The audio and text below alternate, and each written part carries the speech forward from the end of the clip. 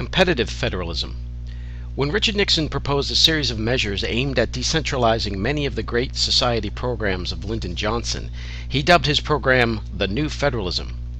This theme was later picked up by Ronald Reagan in 1980 and became the hallmark of his administration. The aim of competitive federalism was to offer states pieces of the marble cake, but to have them accept it with conditions and with a promise to develop programs on their own.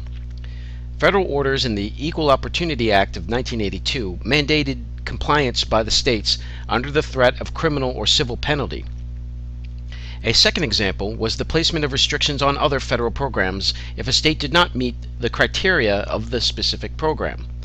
Over 60 federal programs ranging from civil rights to the environment have this requirement. A third example is crossover requirements. If a state is going to receive federal money, it must agree to do something in return. For instance, under the Emergency Highway Energy Conservation Act of 1974, states had to agree to limit highway speed limits to 55 miles per hour if they wanted to receive funding for highway repair.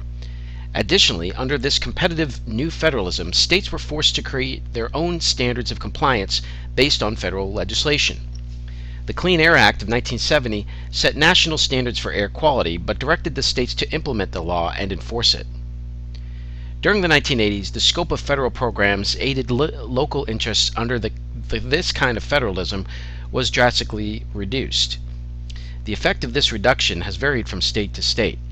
However, when there is a natural disaster such as Hurricane Andrew in Florida in 1992, the Great Midwestern Floods in 1993, or the Los Angeles earthquake in 1994, the national government responds with massive aid to these localities without any strings attached.